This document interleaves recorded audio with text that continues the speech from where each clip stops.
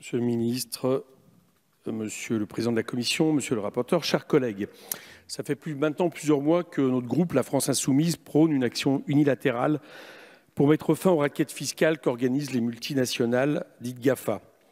Lors de la loi fraude, nous vous avions ainsi déjà proposé des mesures.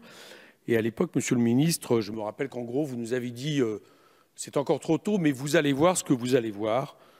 On regarde, on ne voit pas grand-chose, à vrai dire. Et nous préférons le dire d'emblée, ce texte ne nous paraît pas à la hauteur du vol en bande organisée que pratiquent ces entreprises, ce capitalisme agressif que par ailleurs vous dénoncez. En effet, au lieu de faire en sorte que ces entreprises payent leur juste part d'impôts, comme tout le monde, vous proposez qu'elles payent une taxe sur leur chiffre d'affaires réalisé sur certaines opérations de fourniture de services. Cette taxe, au fond, est donc moins une taxe qu'une forme de transaction à l'amiable, où le gouvernement français, convenant qu'il ne peut rien contre l'optimisation fiscale dans l'Union européenne, finit par accepter les pratiques des GAFA, moyennant une somme finalement indolore pour elles.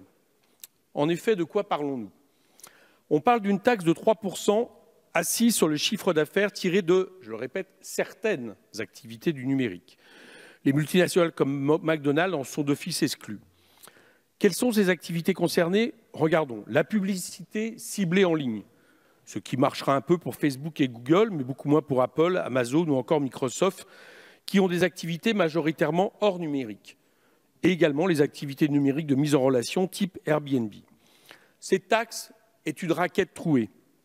D'après les calculs de l'association ATTAC, 64% du chiffre d'affaires cumulé des GAFAM échapperait à votre taxe GAFA. 74% du chiffre d'affaires des 5 principales entreprises du numérique, Google, Apple, Facebook, Microsoft et Amazon, est en effet dissimulé à l'étranger.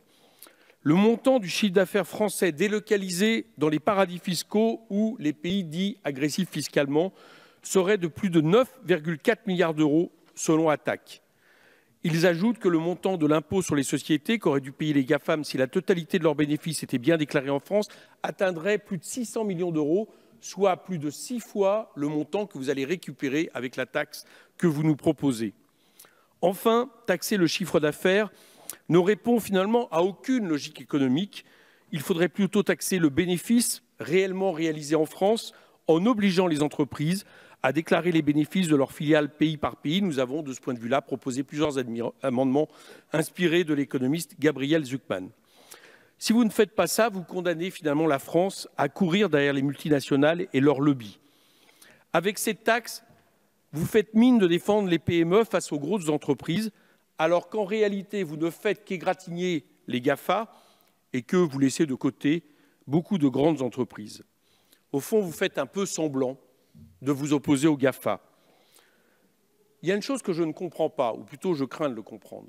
Si la France décide, et de ce point de vue-là, je ne peux que vous appuyer, de s'attaquer unilatéralement à la question de l'optimisation fiscale et de l'évasion fiscale des GAFA, pourquoi du coup le faire au rabais? Si on n'attend pas le reste de l'Union européenne, pourquoi ne pas ouvrir la voie de manière beaucoup plus volontaire sur ce qu'il conviendrait de faire? Je crois que la réponse, c'est finalement dans l'Union européenne elle-même, telle qu'elle est définie. Car pour ça, il faudrait régler la question des paradis fiscaux une bonne fois pour toutes, et commencer d'abord par ceux qui sont finalement les plus efficaces, c'est-à-dire ceux qu'abrite l'Union européenne, Malte, Chypre, les Pays-Bas, la Belgique, l'Irlande. Pourquoi ces entreprises du numérique déclarent seulement un quart de leur activité réelle sur le territoire français? Parce que justement, elles vont se domicilier dans des pays fiscalement plus favorables, et notamment en Irlande, tout en profitant du traité de libre-échange que sont finalement les traités européens qui permettent, qui autorisent, qui favorisent même le dumping fiscal, d'où finalement on tire des politiques de moins-disant fiscal. C'est bien pour ça que nous le disons, si on veut vraiment sortir de ce dumping fiscal, si on veut véritablement s'attaquer à cette plaie qui consiste pour des entreprises à pouvoir jouer au domino finalement entre tel ou tel pays, il faut sortir des traités qui facilitent, autorisent, se fondent sur le dumping fiscal. Ce moins-disant fiscal, d'autant plus qu'on le retrouve finalement dans les paroles du Premier ministre ce matin qui, quand les Français disent « justice fiscale », fait semblant d'écouter « baisse des impôts tout court ».